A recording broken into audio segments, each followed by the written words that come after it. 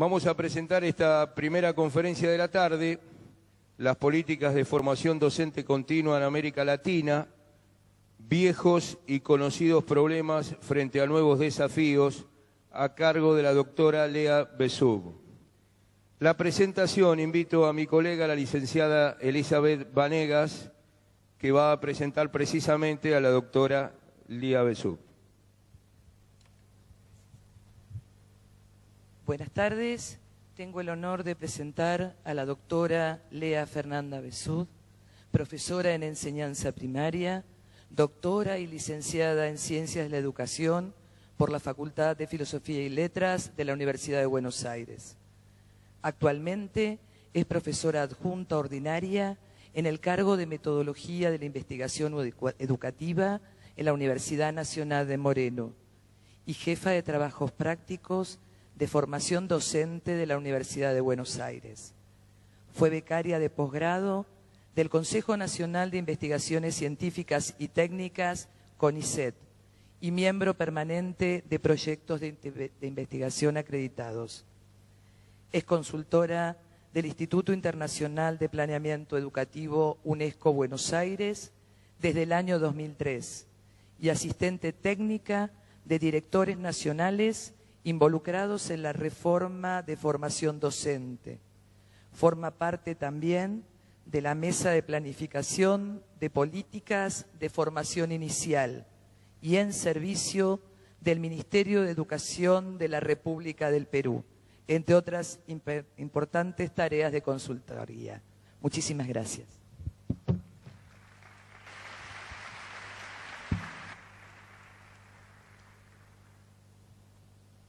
Bueno, gracias por la presentación, esta modalidad así tipo teatral. No los veo muy bien porque me encandilan un poco las luces. Bueno, saludos a todos y a todas.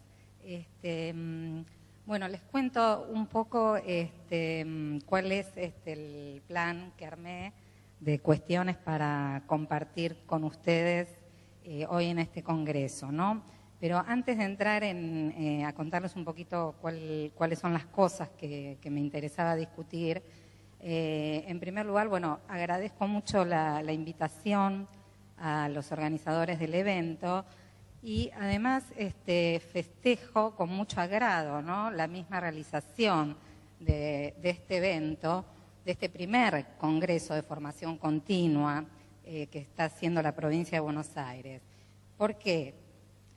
Primero, justamente porque muestra, como voy a exponer ahora un poquito más adelante, la creciente institucionalización que se está dando y la progresiva institucionalización e instalación de este campo problemático específico que se está dando en relación con la formación docente continua, ¿no? O sea, la aparición justamente de publicaciones específicas sobre el tema, la realización de congresos específicos sobre el tema, muestra que se va consolidando de a poco y que va creciendo, ¿sí?, la discusión, no solo la discusión, sino la intervención. En general, como señalan, por ejemplo, algunos autores como Novoa, la formación continua se ha caracterizado por ser un campo más bien rico o prolífico en discursos, ¿no?, y en teoría, y en algunos casos, digamos, en propuestas a nivel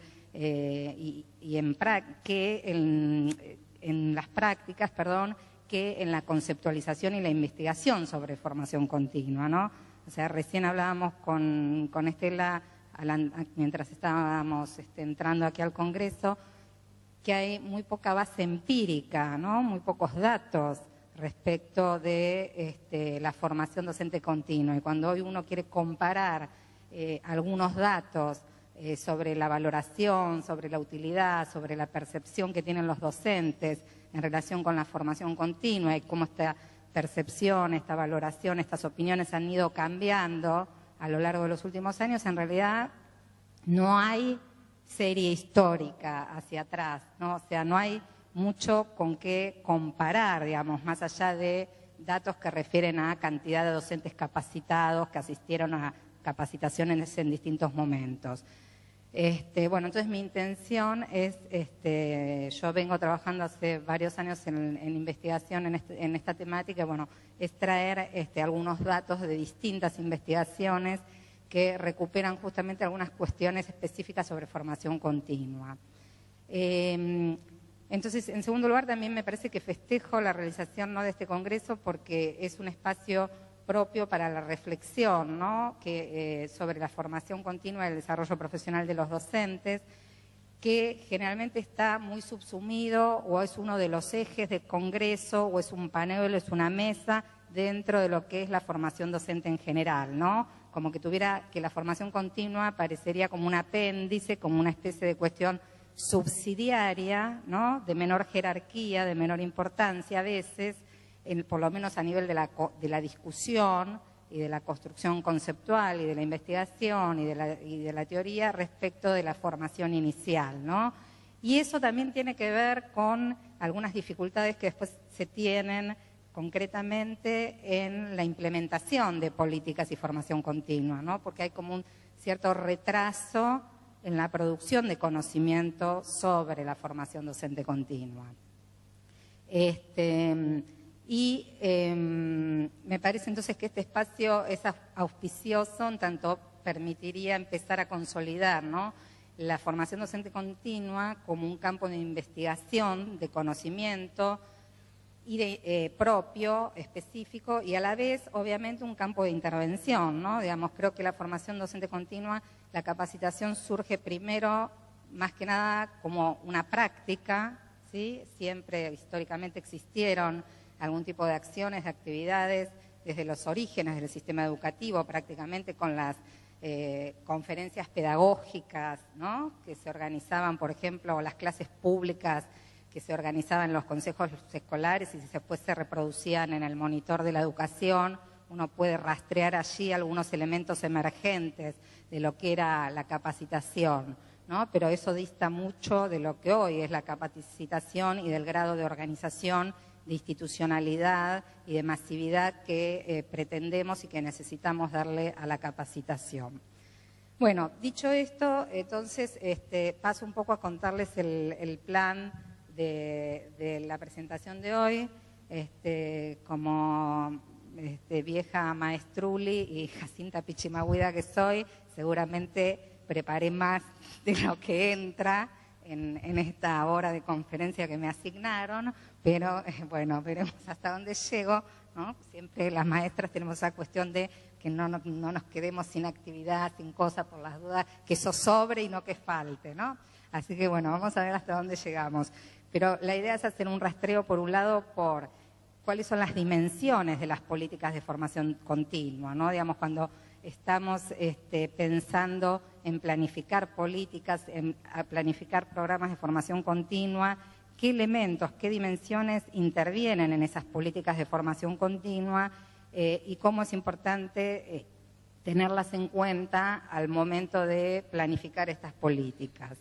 Por un lado, después otra de las cuestiones que quiero que revisemos es algunas muy brevemente, porque creo que eso es lo que ya está como más difundido, más masticado, más hablado, por lo menos a nivel aquí en el país, respecto de los contextos, ¿no? Algunos pequeños elementos, pero mencionar cuál es el contexto actual de esas políticas de formación continua.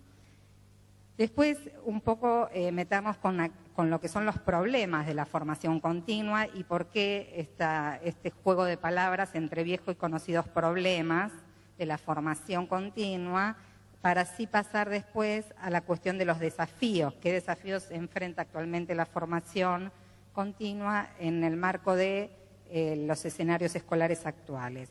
Y después ahí les quiero mostrar algunos datos, como les decía, de investigación, qué dicen los docentes acerca de la formación continua, y tengo datos, creo que traje datos de 2 investigaciones distintas, datos recientes, tomados en 2011 unos y otros en 2012, en distintos trabajos de campo que ya les voy a contar. Y si queda tiempo, meternos con alguna cuestión acerca de las nuevas tendencias en relación con los modelos y los dispositivos de desarrollo profesional que se están empezando a utilizar tanto en el contexto de las políticas de formación continua de la provincia de Buenos Aires como en el contexto más amplio de la región, ¿no? Y del país, obviamente. Bueno, entonces si vamos a lo primero, ¿dónde está la pantalla? Ah, no, tengo que cambiar con esto, perdón. Pues yo cambio en el mío y... Ahí. Ahí está. Bueno, entonces, yendo a esto de las principales dimensiones de la formación continua, un poco, no vamos a hablar, obviamente, de todas ellas, excede las posibilidades de una presentación como es esta, pero por lo menos sí me parece importante tener este esquema en la cabeza cuando hablamos de formación continua y de políticas de formación.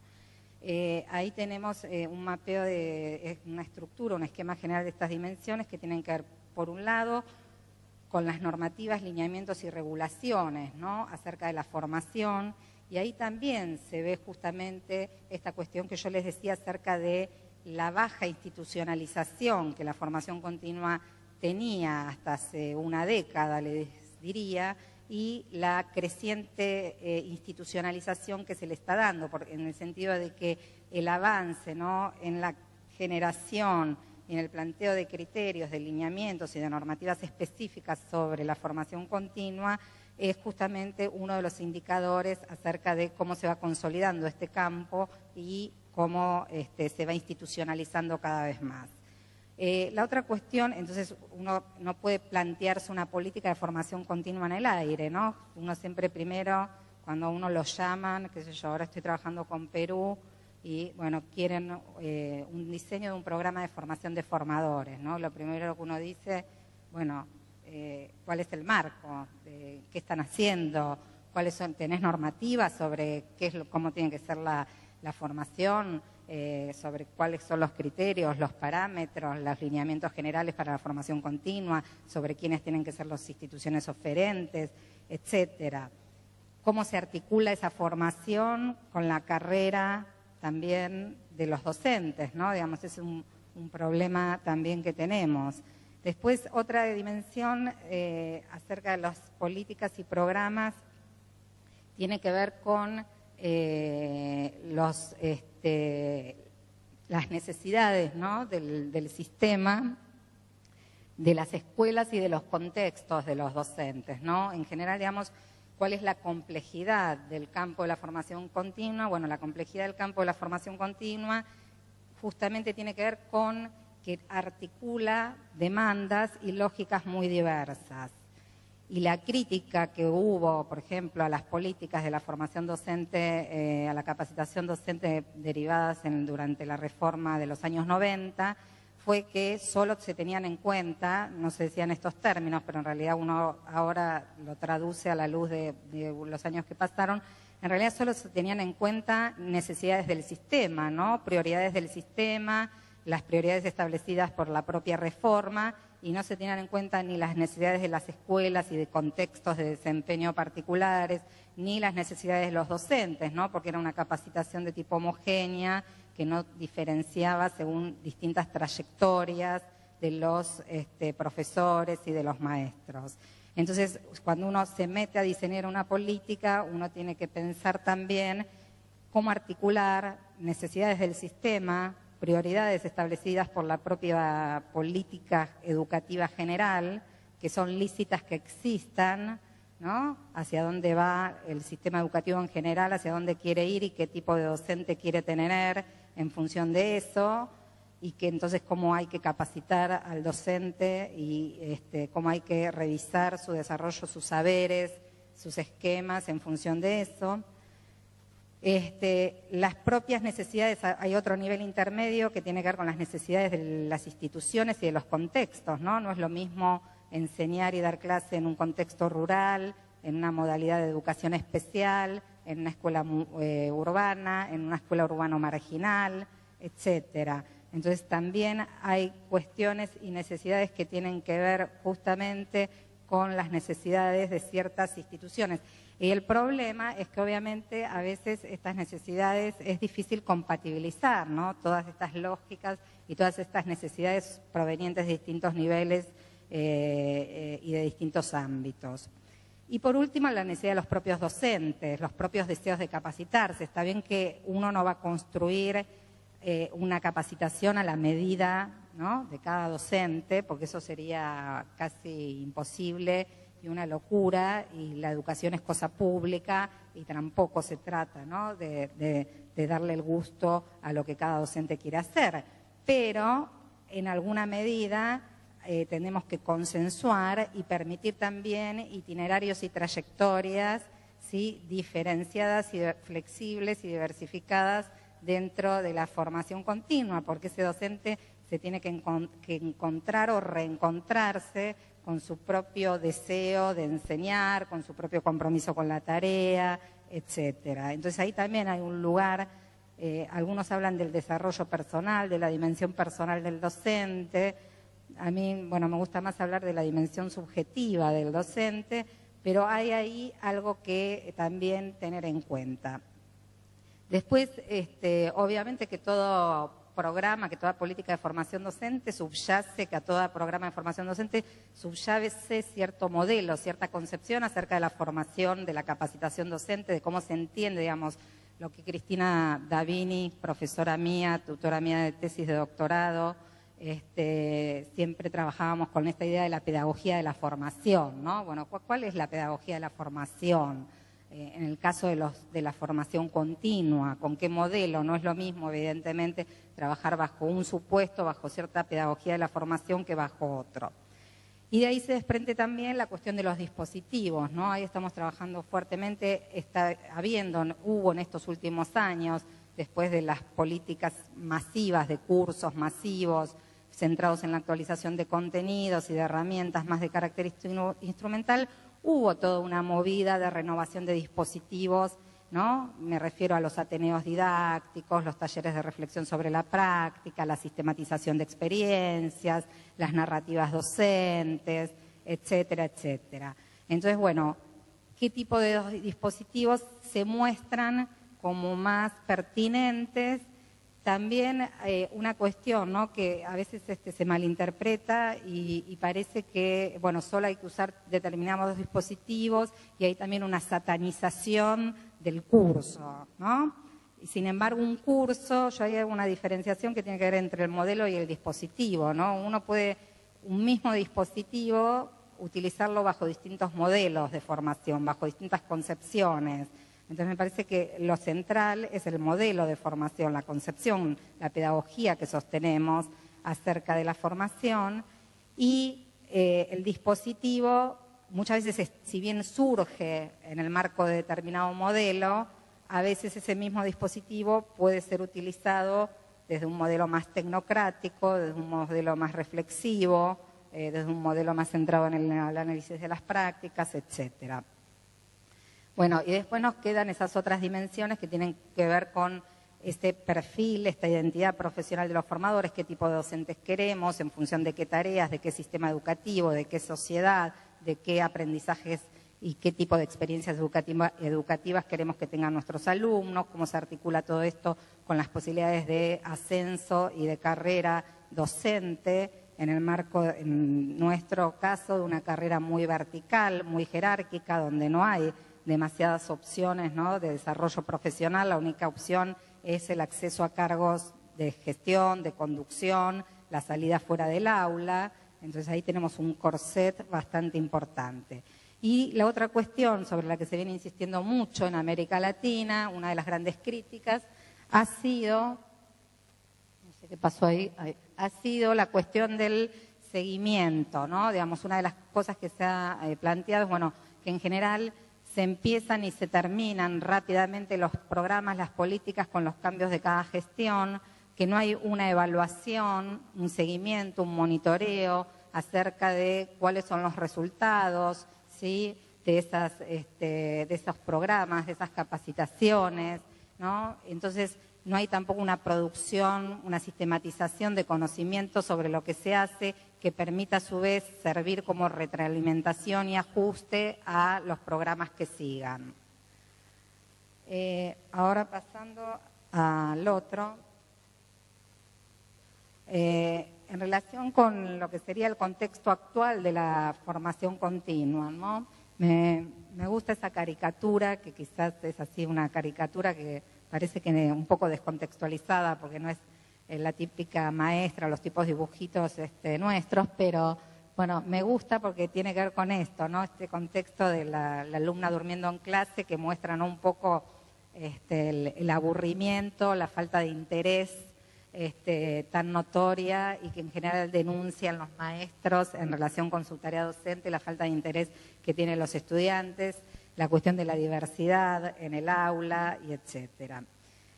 Entonces, para mencionarlo esto muy brevemente, porque creo que es lo más conocido y me interesa ir puntualmente a lo específico que es la formación docente continua, pero algunos elementos del contexto me parece que hay que mencionar porque tienen una incidencia muy directa con cómo pensamos la formación continua hoy.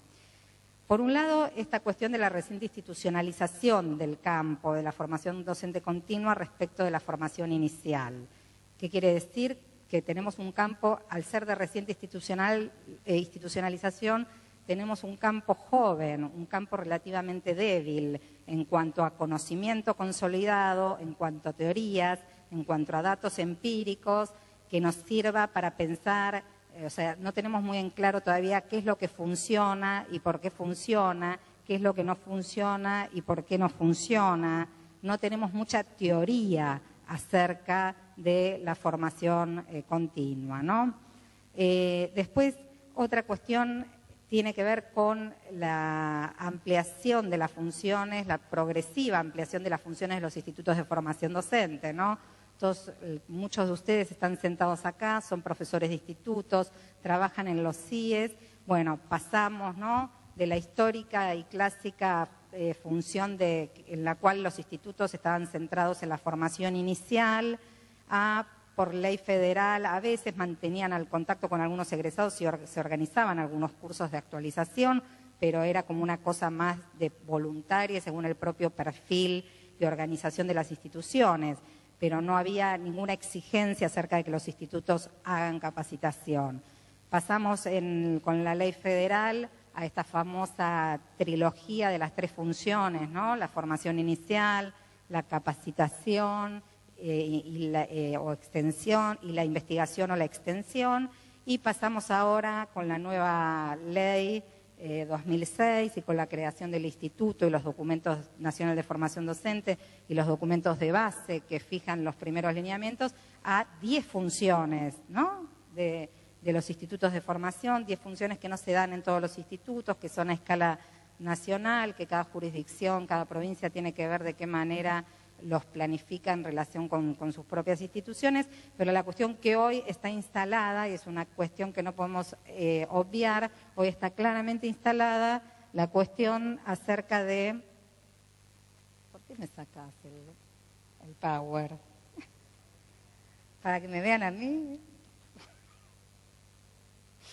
No, deja que está mejor el PowerPoint que yo, que mi cara.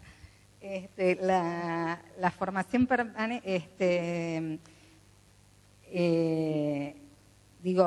hoy, bueno, me decía, la ampliación de funciones. En tercer lugar, la cuestión de la formación permanente también aparece como una necesidad de época, ¿no? Y se plantea incluso no solo a nivel de la docencia, sino en todos los trabajos, las profesiones y los oficios habidos y por haber, ¿no? Esta idea de que uno cambia varias veces a lo largo de su vida, de trabajo y etcétera, y que el crecimiento vertiginoso del conocimiento, de los medios de producción, de las tecnologías, etcétera, hace que uno tenga que estar en permanente renovación. Y por último, bueno, lo que todos conocemos también, la creciente complejidad, ¿no?, de estos escenarios escolares, la problemática a la que nos arroja la inclusión y la masificación de la escuela secundaria, genera estas nuevas demandas al docente, a docentes que se han formado en otras épocas, en otros momentos, y bueno, que no han participado de ciertas discusiones. Entonces, bueno, ahí se plantea el desafío de, bueno, lo que no se ha dado en la formación inicial, ¿cómo hacemos para que se supla o se dé en la formación continua? Entonces, pasando a la otra...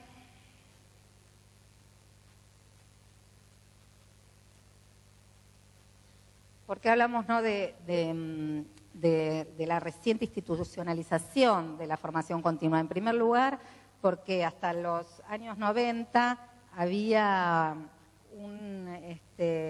fundamentalmente una prioridad de las reformas, una gran apuesta a la formación inicial. Lo que importaba era la mejora, el fortalecimiento de las instituciones, el cambio de currículum, la extensión de los años de formación, digamos, había una hipótesis fuerte acerca de cambiando algunos elementos estructurales de la formación inicial, mejorando el tema de la cultura secundaria, tratando de mover de alguna manera el tema de la secundarización de los institutos, ¿no?, y pasando a una cultura más de carácter superior. Digamos, había la acreditación en los años 90 de las instituciones, etcétera. Había, digamos, una fuerte apuesta por que el cambio pasaba por la formación inicial más que la formación continua. Después, entonces, en ese contexto, la formación continua tenía fundamentalmente un carácter remedial, subsidiario, ¿no? Aparecía fundamentalmente más vinculada, más en el sentido de actualización frente a los cambios de currículum, más atada a los procesos de reforma, a las coyunturas, que a políticas de más mediano y largo plazo. Después, otra cuestión que se ve también cómo, digamos, se empieza a desplazar este foco, ¿no?, a la formación continua debido justamente a esto que les decía antes, ¿no?, digamos, a los cambios de época, los acelerados transformaciones socioculturales de las nuevas infancias, los nuevos sujetos, los nuevos contextos familiares, etcétera. Y por último, la organización y la creación, ¿no?, se empieza a ver, y ahora les voy a mostrar algunos ejemplos de distintos países de América Latina, como si uno mira, o sea, las instituciones de formación docente continua tienen una historia que arranca con las escuelas normales, ¿no? En 1871 la primera en nuestro país, la Normal de Paraná, arranca a fines del siglo XIX en general en América Latina o principios del XX según los países, o sea, son instituciones que tienen una larga data y trayectoria. Por el contrario, las instituciones de formación continua o los organismos que se ocupan específicamente de la formación continua tienen una aparición pero súper reciente. En el caso de Chile es un caso pionero, ¿no? Es el primer organismo que se crea en América Latina específicamente dedicado a la formación continua, a la organización y al desarrollo de políticas de formación continua en el año 67. Justamente se ocupa de evaluar, de supervisar los cursos de perfeccionamiento aprobados por el CEPEIP y ellos hacen un seguimiento y una acreditación de las instituciones, ¿no?, desde una lógica bastante neoliberal y tecnoburocrática que tiene Chile en general, ¿no?, en la cual ellos fundamentalmente dan financiamiento, establecen prioridades y descentralizan en las universidades o en instituciones superiores la oferta de la capacitación a través de convocatorias, de concursos de proyectos, etcétera. En Argentina el panorama viene, bueno, va pasando como distintas etapas, pero recién en 1987 aparece un organismo específico dedicado a perfeccionamiento docente, y no a todo el perfeccionamiento docente, sino solo a las actualizaciones para los profesores de secundaria, ¿no? Que es el INPAD, el Instituto Nacional de Perfeccionamiento Docente. Ese organismo tiene una corta vida porque en cuanto se hace el último proceso de transferencia de las escuelas nacionales que todavía estaban en manos de Nación a las provincias, rápidamente pierde sentido estas sedes, estas delegaciones provinciales. En el 93 aparece finalmente la famosa red de formación, la Red Federal de Formación Docente Continua, de las cuales muchos habrán participado, la habrán padecido o no, o habrán participado como capacitadores o como organizadores de los cursos, etcétera. Y los famosos circuitos A, B, C, D, de capacitación. Y en el 2006 la creación del Infod, ¿no?, abre también un nuevo momento de institucionalización de la formación continua en el país, con justamente la sanción de lineamientos curriculares nacionales y la articulación de estas políticas de formación continua para todo el país. En México, me fui para... me pasé. Bueno, ¿por qué me voy para el otro lado? Porque lo tengo al revés.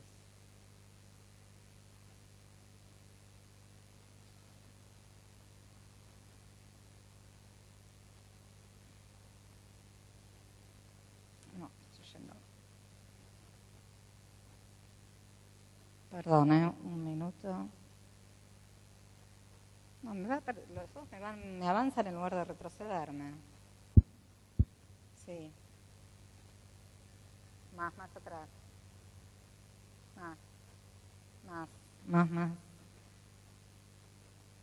Más. Ahí, el otro, la que sigue, ahí. Bueno, gracias.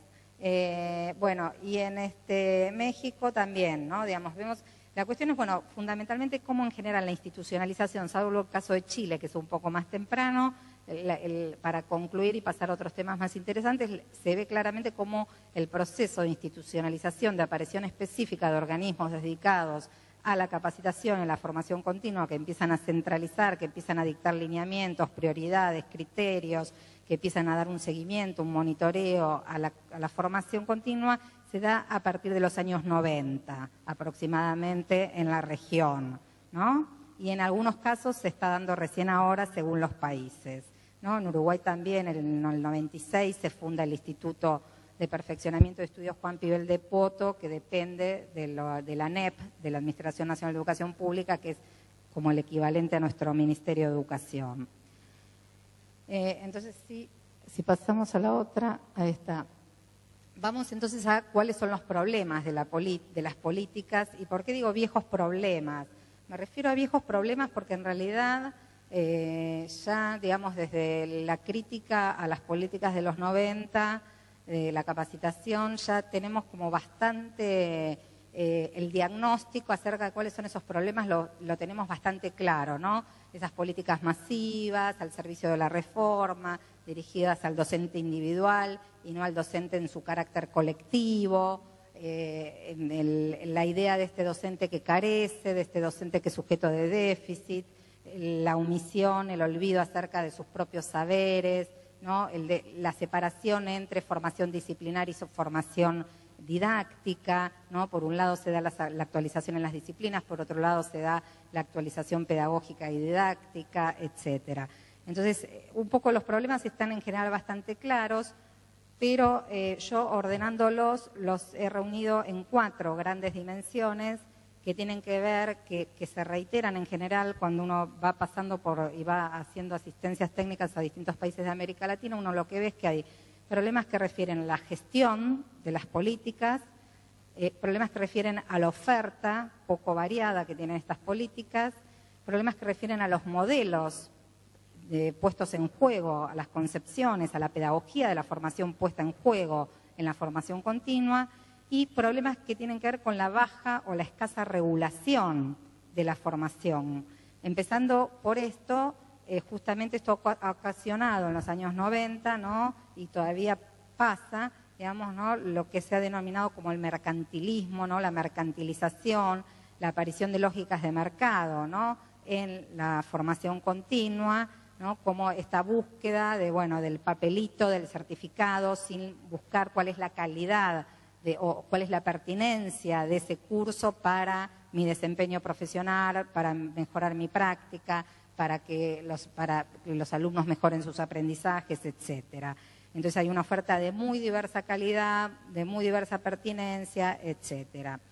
En general también ha habido escasa regulación, o sea, siempre ha habido mucha más regulación justamente en el campo de la formación inicial, siempre ha habido un plan de estudios que seguir, ha habido normativa clara, ha habido regulaciones más claras. En el caso de la formación continua, en general recién ahora se están empezando a establecer criterios y reglas de juego claras, justamente para evitar también estas lógicas que predominen, estas lógicas de mercado en la formación continua. Entonces ahí se están moviendo algunos cambios, yo creo, en sentido positivo en estos últimos años. Luego, a nivel de la gestión de las políticas, la falta de continuidad, ¿no?, de los programas, la baja articulación que existe en las acciones, ¿no? Cambia la gestión, se desconoce, cambian los equipos, los capacitadores que se formaron en el marco de determinados proyectos, ¿no? Cuando fue la reforma de los 90, el famoso programa, por ejemplo, de nueva escuela en nuestro país, fue un caso paradigmático, ¿no?, donde hubo una muy buena formación de formadores que después se perdió, se descapitalizó, porque después no se recuperaron muchos de esos formadores, se desperdigaron por ahí. No se evalúan los resultados, ¿no? Y en relación con la oferta, en general los problemas tienen que ver con la homogeneización de la oferta,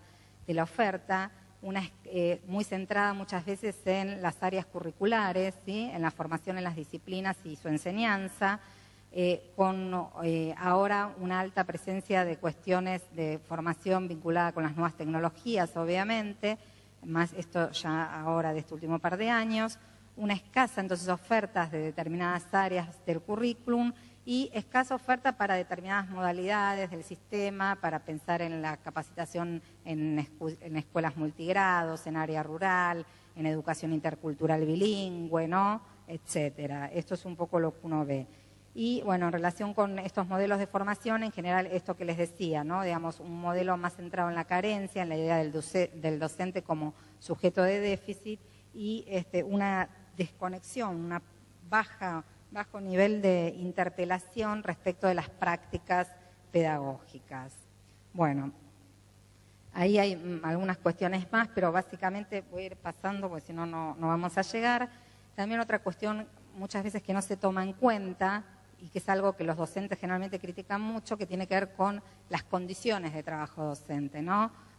Programas y políticas muy bien intencionadas, muy hermosas, divinas, muy bien pensadas en los escritorios, después, ¡pum!, van al terrible fracaso porque no se tienen en cuenta las condiciones de trabajo de los docentes. Cuándo, cómo junto a los docentes, sobre todo en el caso de escuela media, que tenemos el famoso problema de docentes nombrados por hora cátedra y no por cargo, ¿no?, porque no se permiten los permisos o porque los docentes trabajan una cantidad de horas y de turnos en los cuales no les queda disponibilidad para formarse y actualizarse, ¿no? Después, en los problemas vinculados a los modelos, fundamentalmente esto, ¿no?, digamos, lo que se critica y lo que se ve en la bibliografía haciendo un recorrido, ¿no? También acá hay un problema en relación con la lectura y el modelo de interpretación que se hace acerca de la formación continua, ¿no? Uno encuentra en todos los papers, en todos los autores, sobre todo OCDE, organismos internacionales, OEI, etcétera, el bajo impacto, ¿no?, horrible esa palabra, la odio, el bajo impacto de la capacitación en la transformación de las prácticas, cómo lograr, ¿no?, el impacto y a pesar de los esfuerzos y de lo que se ha invertido durante todos estos años en recursos, en capacitación, no pasa nada, parecería que los docentes son mala persona, que siguen ahí aferrados a esas prácticas obsoletas, que se resisten, que siguen repitiendo y haciendo lo mismo. Entonces, bueno, yo me pregunto ahí, creo que hay un problema que no es de los docentes, sino que quizás es de las propias políticas y que tiene que ver con cuáles son los modelos de formación que se ponen en juego y cuáles son los modelos, además, para la implementación de esas innovaciones que muchas veces se presentan, ¿sí?, en la formación continua, pero que luego no se sostienen a través de dispositivos de acompañamiento, de apoyo. Entonces está bien, capacito al docente, pero después el docente está solito con su alma en el aula, ¿sí?, para probar esas maravillosas innovaciones y proyectos y secuencias didácticas que estuvo trabajando en la capacitación de los en las instancias y espacios de capacitación. Entonces, yendo a la otra.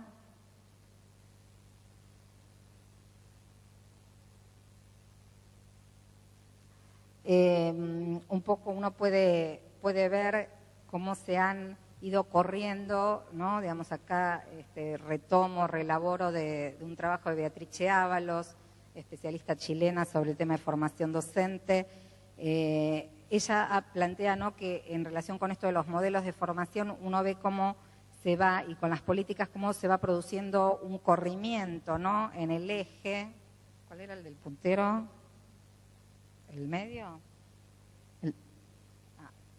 ¿No? Ella ve cómo se va produciendo un corrimiento, ¿no?, desde en los modelos de políticas que se van aplicando, desde las políticas centradas en la idea del destinatario individual, el aprendizaje situado, ¿no?, donde la transferencia de lo que se aprende en las instancias de formación dependen de la voluntad individual del propio docente, de su propio compromiso, a una idea de destinatario colectivo, en el que vienen trabajando las concepciones acerca de la asistencia técnico-pedagógica en las escuelas, la formación centrada en las escuelas, el acompañamiento pedagógico, ¿no?, un aprendizaje situado, lo que se lograría una mayor posibilidad de transferencia de lo aprendido en las instancias de formación, de capacitación, al trabajo cotidiano y a la mejora de la práctica en las escuelas.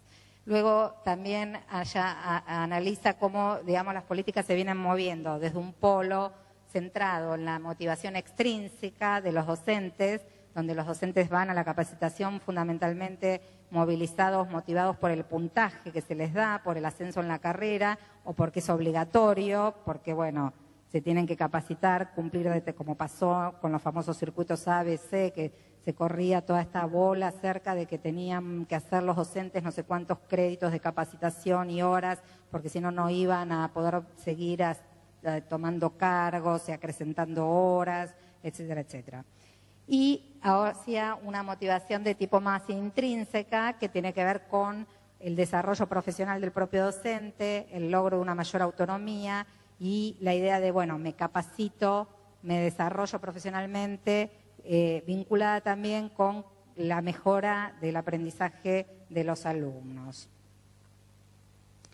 Entonces, bueno, acá esto me da también como resultado, en relación con las políticas, uno puede mapear como 3 tipos de ofertas de políticas de formación en América Latina.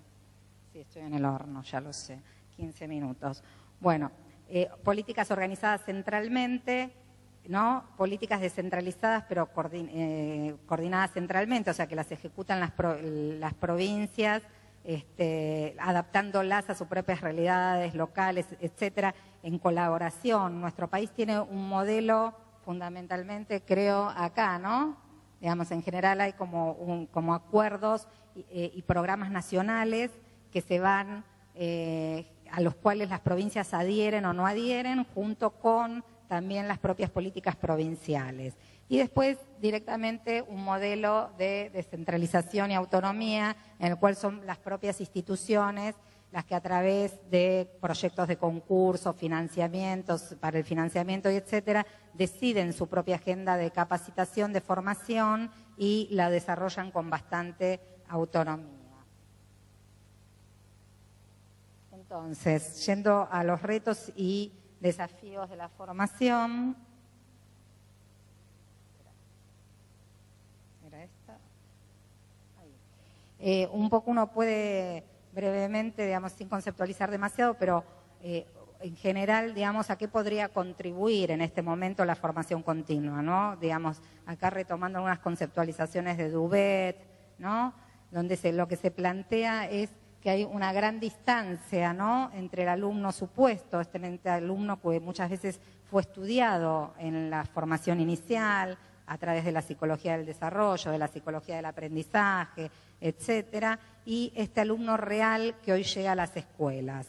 Entonces, bueno, y por otro lado, entre el trabajo teórico, ¿no?, entre la función, el rol asignado según lo que se supone que es el estatus, las tareas y las funciones del docente a manera teórica, y el oficio y el trabajo real, ¿no? Entonces estas distancias generan una cantidad de tensiones en el ejercicio del profesional del docente hoy, y entonces a mí me parece que sería muy esquizofrénico en algunos casos trabajar algunas de estas cosas a nivel de la formación inicial, pero igual algunas hay que trabajarlas, pero justamente la formación continua es el espacio para trabajar entre estas tensiones y entre estas distancias que se generan. Entonces los desafíos de la formación tienen que ver con algunos de estos que he puesto ahí en esta diapositiva, ¿no? Los alumnos de hoy son distintos a los de hace 30 años atrás, a los de hace 20 años atrás, a los de hace 15 años atrás, y las circunstancias y demandas pedagógicas, sus necesidades, sus intereses en relación con el aprendizaje también. A su vez, la formación continua parecería que no acompaña muchas de estas necesidades de los problemas de la práctica, ¿no? Muchas veces los docentes plantean que la formación es buena porque provee bibliografía muy actualizada, de primera línea, etcétera, pero que no ha permitido, pero que el capacitador desconoce las realidades propias de las escuelas y que en realidad son cosas que no se pueden trasladar, llevar o transferir a la práctica. O sea que la formación no estaría acompañando los problemas de la práctica y del trabajo del docente, no estarían puestos en el centro de la escena de la formación continua. Y yo creo que ahí hay un trabajo para hacer. Después, las políticas de inclusión, justamente cómo contribuye la formación continua a reducir las brechas entre poblaciones con logros académicos y con aprendizajes muy distintos. El cuestionamiento que hay acerca de las estrategias de enseñanza, ¿no? Digamos, esta falta de competencias para trabajar con alumnos con mayores dificultades, con mayores poblaciones marginales, con mayores problemas, con niveles de pobreza importante, etcétera. Entonces, eso, faltan estrategias y la formación continua tampoco en muchos casos estaría dando respuesta a la construcción conjunta de estas estrategias sin caer en una receta. Creo que ahí hay cosas intermedias y está la generación de ciertos criterios que tendríamos que poder trabajar en la formación continua. Otro desafío es cómo dar respuestas a itinerarios y a trayectorias diversas. Creo que hacia eso sí se ha venido avanzando en nuestro país, ¿no? A través de distintas modalidades de formación que reconocen, digamos, distintos itinerarios. Y esto que decía de la carrera docente, ¿no? Digamos, todavía hay un gran desfasaje entre formación continua y carrera docente. Tenemos un programa nacional de Nobeles y no tenemos un estatuto docente que reconozca, por ejemplo, la figura del Nobel dentro del escalafón y dentro de las funciones del docente. Tenemos un gran número de capacitadores, de formadores que se desempeñan en la formación continua y no forman parte de la carrera docente. Podrían serlo. Los cargos de formación, ¿no? Podría uno concursar y tener un cargo como formador. Bueno, ahí hay mucho que mover, hay mucha demagogia con los gremios, es una puerta que nadie quiere abrir, nadie se quiere pelear con nadie, pero bueno, es un problemita. Bueno, para terminar, algunos datos sobre la capacitación. ¿Qué dicen los docentes sobre la capacitación? ¿Qué dicen las evidencias de la investigación sobre la capacitación?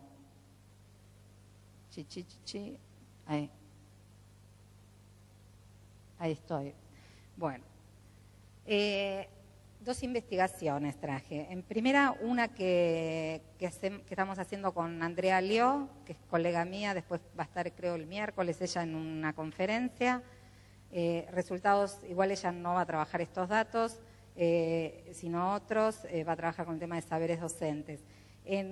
Cuando preguntamos, digamos, a los docentes en una encuesta que se realizó a 263 docentes que se encuestaron en noviembre más o menos de 2011, o sea que son datos más o menos recientes, en escuelas públicas de Ciudad de Buenos Aires y de distintos distritos de provincia, Avellaneda, San Martín, San Miguel, etcétera. ¿Por qué pongo estos datos? Le preguntábamos a los docentes una serie de tareas y que ellos tenían que decir en cuáles se sentían mejor preparados, en qué se sentían fuertes y en cuáles se sentían peor preparados. ¿Por qué tomo estos datos? Porque me parece que tienen que ver con esta cuestión de tomar en cuenta, bueno, cuáles son las necesidades de formación, porque aquello en lo que ellos se sienten peor preparados tiene que ver con la construcción de una agenda un poco más situada y más pertinente de la capacitación docente. Entonces ellos decían, también comparamos, ¿no?, a las respuestas de maestros primarios con profesores de secundaria.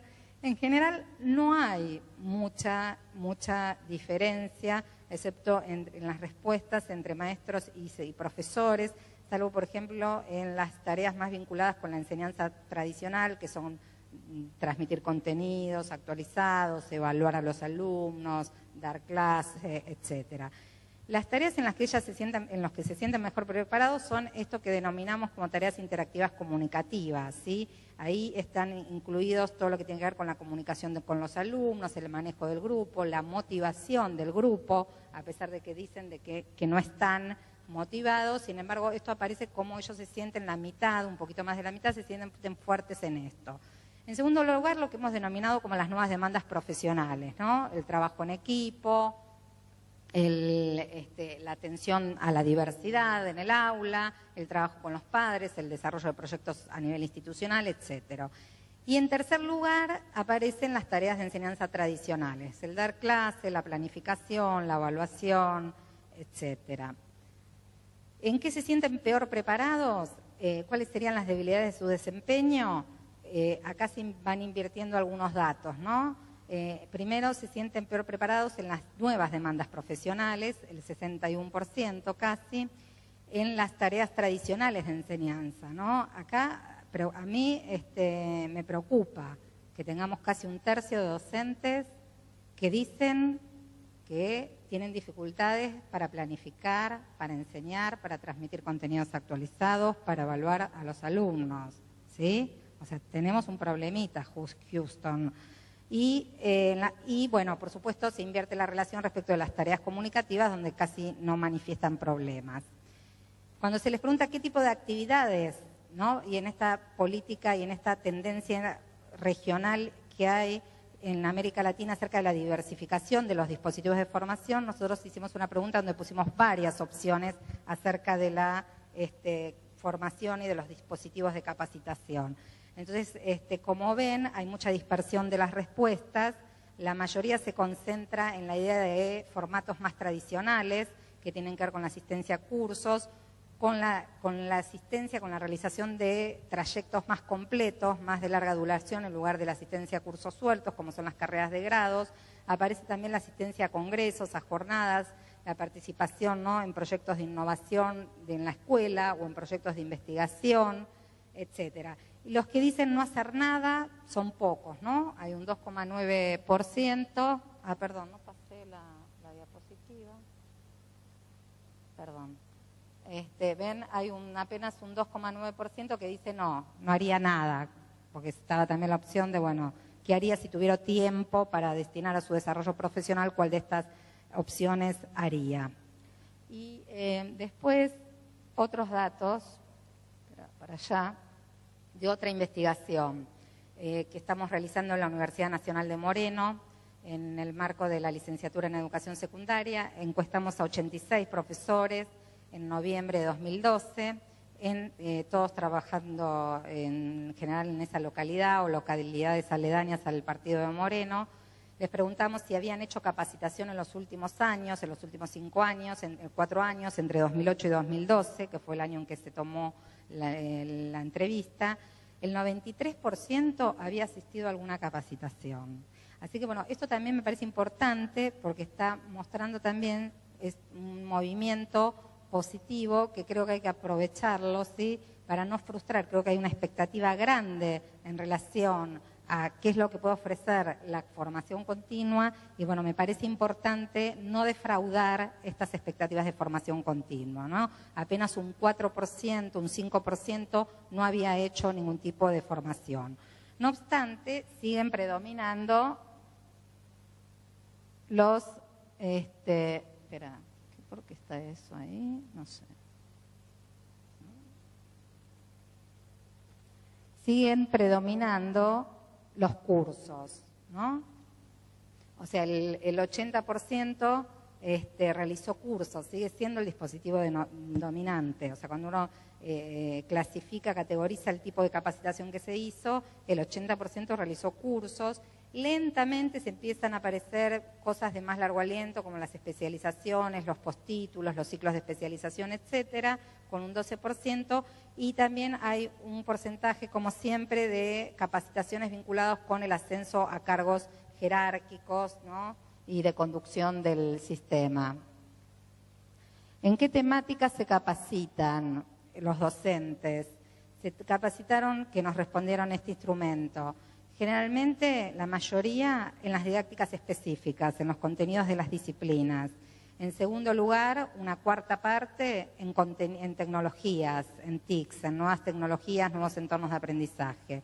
Después otro conjunto de temas educativos como didáctica general, evaluación de problemas, etcétera. Planificación y gestión educativa, temas transversales que tienen que ver con la contemporaneidad, como derechos humanos, problemas socioculturales de la educación, etcétera, violencia en la escuela, problemas de drogas, bueno, ahí aparecen toda una cantidad de temáticas vinculadas a esas problemáticas y muy poco el tema de análisis de las prácticas pedagógicas. ¿Cómo valoran la capacitación, no? Y acá sí me parece que hay un corrimiento que es auspicioso para, y por eso digo, creo que hay una oportunidad. Ya estoy terminando con esto. Hay un corrimiento de lo que se veía en otros momentos, ¿no?, en relación a la capacitación y a la valoración que los docentes. En general, cuando uno entrevistaba a docentes que se habían capacitado en los 90, no les había parecido muy útil y relevante la capacitación para su propia práctica, sino que decían que les había servido para su propia perfeccionamiento, actualización en contenidos, etcétera, pero que no habían podido transferir eso a su práctica. En cambio ahora a su desempeño, a su tarea como docentes. En cambio ahora la mayoría, un poco más de la mitad, el 57%, dice que esa capacitación que hizo le resultó útil y relevante, ¿no? Y si juntamos las primeras dos categorías, útil y relevante y más o menos útil y relevante, tenemos prácticamente la totalidad de los encuestados. O sea que, bueno, creo que ahí hay un camino auspicioso con el cual hay que seguir. Y lo último, para terminar, y tener en cuenta, sobre todo para aquellos que están haciendo capacitación, que desarrollan, que tienen funciones de capacitación y de formación en distintos lugares, en los institutos, en los CIES o donde fuere, digamos, me parece que cuáles son los interrogantes, digamos, yo ahora que estoy pensando este programa de formación de formadores para Perú, me estoy preguntando cuáles son, a qué tendría que dar respuesta este programa de formación de formadores o cualquier buen programa de formación continua. Primero, tiene que preguntarse acerca de cuáles son las políticas de formación y capacitación que se han fijado, ¿no? Y cómo hay una coherencia, porque después tenemos la formación continua, va por un lado, ¿sí?, y la política de desarrollo curricular o de actualización curricular o de formas de evaluación, etcétera, va por el otro. Entonces hay una esquizofrenia absoluta. Entonces, en la capacitación decimos una cosa, cuando bajan los supervisores a las escuelas dicen otra, etcétera. Entonces, ahí hay una cuestión que cuidar que tiene que ver con esto, ¿no?, con la coherencia y cuáles son las prioridades y las problemáticas que el programa, la política de capacitación va a atender. Por otro lado, esta idea de empezar todo de nuevo, este ámbito refundacional que muchas veces tiene la capacitación docente. Ahora llegamos nosotros, Plan Nacional de Capacitación Docente, capacitamos todos, docentes, vieron la última resolución, ¿no? Estoy muy contenta porque se va a capacitar a todo el mundo, pero no sé, me pregunto, ¿no habrá que focalizar? ¿No habría que hacer un plan más moderado, pensando que tenemos 800.000 docentes en el país, entre pública y privada, 800.000 docentes según el último censo docente, quizás ahora tenemos más, no sé. ¿Y qué antecedentes existen, no? Porque muchas veces empezamos, parece todo de nuevo, ¿no? No hay nada que recuperar de lo anterior, del programa anterior, etcétera. Después, ¿cuál es la identidad profesional a desarrollar? ¿Qué perfil? ¿Qué funciones les vamos a describir a este docente? Porque en función de eso tenemos que pensar la capacitación y la formación. No se puede pensar en abstracto, sino que la formación tiene que estar pensada en función y en una articulación muy íntima con el desempeño que uno espera que tenga ese docente, ¿no? Y cuáles son esos perfiles apropiados para determinados contextos. Muchas veces ese perfil no es un perfil único, sino que hay que establecer perfiles que tienen que ver con distintas modalidades, con distintas necesidades del sistema, etcétera. ¿Cómo se articula entonces la formación con la mejora del aprendizaje? Espera, me fui ahí. No sé, ¿sabes qué? Este PowerPoint que copié no es el mismo que yo estaba. Me está faltando una diapositiva. Bueno, se las cuento. Me está faltando una diapositiva. Ahí está. ¿Cómo se articula con la formación en servicio, con la mejora de la profesión, de los aprendizajes de los alumnos, ¿sí? No se trata solamente de cultivar, de que se cultiven los docentes, me parece bárbaro que los docentes se cultiven, que acrecienten su bagaje cultural, su formación, etcétera. Pero también esos aprendizajes y ese acrecentamiento tiene que ser en función de determinadas necesidades, logros que queremos mejorar y metas que queremos cumplir en relación con la equidad, en relación con la calidad de los aprendizajes de los estudiantes. Por otro lado, lo que les decía, en general no se tienen en cuenta las condiciones de trabajo de los docentes, se arman los programas de capacitación y en el índice de esos programas no existe un componente que es las condiciones de implementación. ¿Bajo qué condiciones se van a implementar? ¿Cuáles son las condiciones de organización? ¿Cuáles son los obstáculos que me puedo llegar a encontrar? Tengo que prever, si estoy diseñando una política, cuáles son los obstáculos, cuáles son las condiciones con las que cuento. Y también qué aporta la investigación académica, revisar qué se está haciendo en otros lados, no para transferir mecánicamente, pero muchas veces uno pretende inventar la pólvora y la pólvora ya fue inventada. Bueno, nada más, muchas gracias.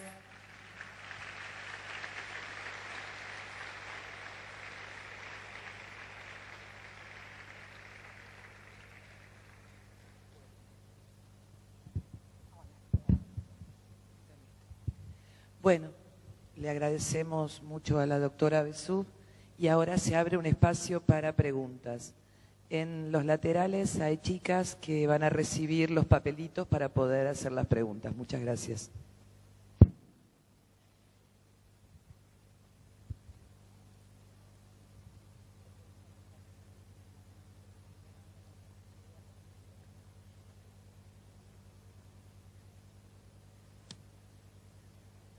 Vamos arrancando. A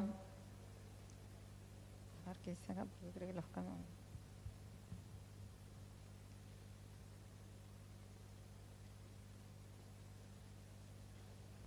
Bueno, acá hay una pregunta en relación, dice, ¿por qué cree que los cambios que se programan en la capacitación docente siguen siendo para que nada cambie? En realidad creo que no hay yo por lo menos creo que no hay una perversión del sistema, de las autoridades, de los gobiernos, de los ministerios, que dicen, vamos a propósito a programar cosas para que nada cambie. No creo que sea así. Lo que creo es que, primero, la planificación de políticas no es una tarea fácil. Es una ingeniería bastante complicada.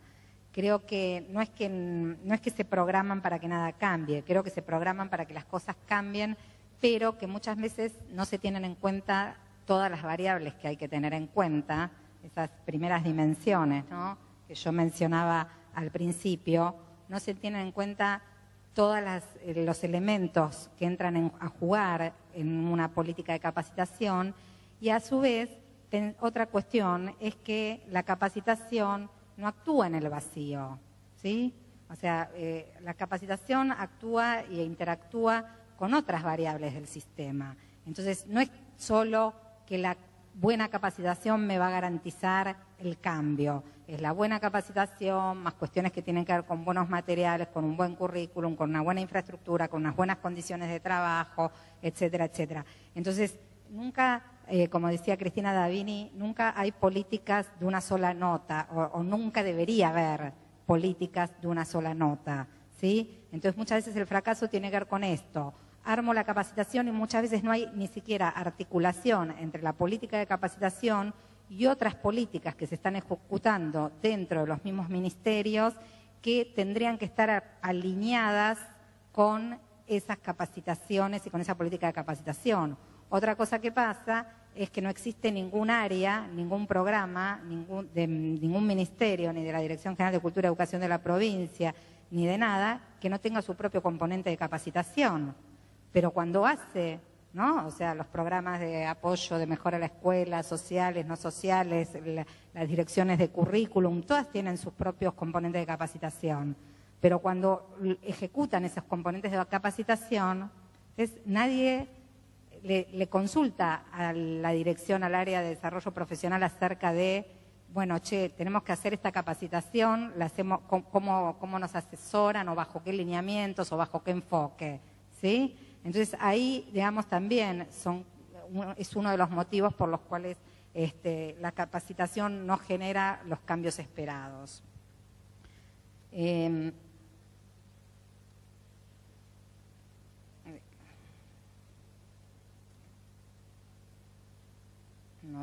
No sé. Después, en relación con cómo y quién debería acompañar los dispositivos para mejorar la práctica del docente, bueno, los mismos formadores, ¿no? Digamos, el tema es también cómo ir generando esta figura, como les decía, y cómo ir institucionalizando esta figura dentro de la propia carrera y del propio estatuto del docente, ¿no? Me parece que está claro, y ahí es junto con esta otra pregunta que habla del perfil de los docentes, ¿no? ¿Qué perfil de docente considera usted para nuestro país? Creo que es claramente un perfil que ya excede la posibilidad de trabajar solo y de manera aislada. Entonces, ahí es donde creo que evidentemente urge un cambio en la carrera y en los estatutos del docente. Hay que pensar la profesión de una manera colegiada, pero no, el trabajo en equipo, no. Pensémosla en serio y pongamos los recursos, ¿sí? Generemos los cargos que las escuelas requieren en las plantas funcionales para realmente poder hacer esta movida y para que este docente pueda trabajar de manera interdisciplinaria con otros perfiles que lo acompañen, que lo apoyen, que entren al aula, que hagan parejas pedagógicas, que lo asistan, que lo orienten, que lo ayuden a reflexionar sobre su práctica, que acompañen o que lo orienten en los procesos de planificación, de evaluación de los alumnos, etcétera, ¿no? Pero,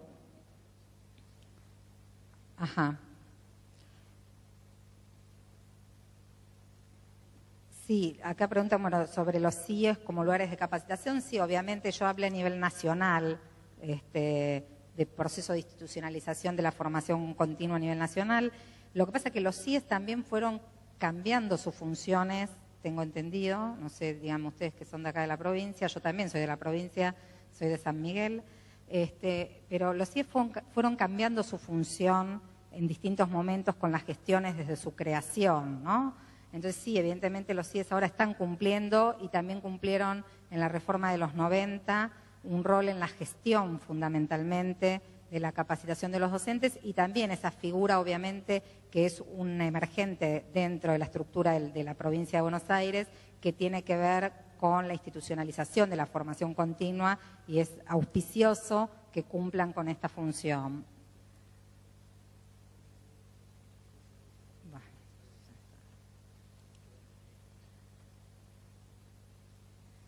En relación con, acá hay otra pregunta, que es la vinculación con la investigación de la propia práctica, su formación en investigación y la función de la investigación en la carrera docente. Bueno, es una pregunta compleja, no entiendo aparte bien, bueno, vinculación con la investigación de la propia práctica. Creo que yo quizás voy a ir en contra de la corriente y voy a ser medio antipática, pero yo creo que los docentes no sé si tienen que hacer investigación, ¿no? Me parece que la investigación es una palabra demasiado grande a veces.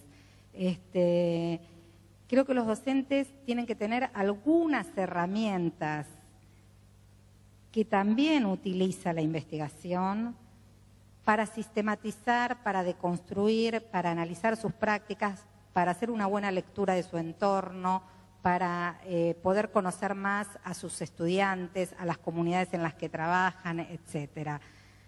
No sé si todos se tienen que dedicar a hacer investigación. No sé, es algo que tampoco lo tengo del todo claro. Lo que sí, que yo creo que la formación continua, uno de los criterios básicos de la formación en servicio, es que la práctica del docente tiene que estar colocada en el centro de la escena. Si la práctica, si los problemas que cada uno de los docentes tienen en la formación no son interpelados en el centro de la escena de capacitación, me parece que ese es uno de los problemas acerca de por qué tanta capacitación, tanta financiamiento a la capacitación, tanta apuesta por la capacitación y tan poco cambio. Y a su vez, esos problemas de la práctica, una de las cosas que estaba trabajando ahora con la gente de Perú, es que habían armado un programa de actualización para los docentes, y entonces decían, bueno, que los módulos de capacitación tenían que contemplar distintos ámbitos, lo típico, la actualización disciplinar, pedagógica, la actualización en contenidos, la actualización pedagógica y la investigación, decía, el ámbito de desarrollo personal, al cual ellos le dan mucha bolilla, que tenía que ver con el compromiso, con la ética, etcétera, y el ámbito de la práctica docente. Entonces yo decía, no, acá tenemos un problemita. ¿Por qué tenemos un problemita? Porque si coloco el ámbito de la práctica como un ámbito separado, escindido del ámbito de la formación pedagógica general, escindido del ámbito de la formación disciplinar y de cómo estoy pensando la enseñanza y el aprendizaje de determinados objetos de conocimiento, no voy a producir ningún cambio de las prácticas. La práctica tiene que estar en el ámbito de la pedagogía, en el ámbito de la disciplina, en el ámbito de la enseñanza si no, no sirve. Si no, no sirve, no mueve nada. No sé, eso es lo que veo viendo, por lo menos. Si hay alguna otra pregunta que alguien quiera hacer así a viva voz, comentarios.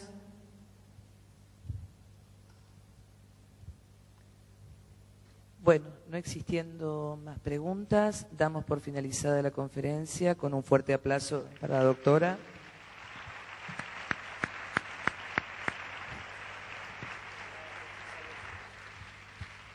Y los invitamos a partir de las 18:30 a la conferencia.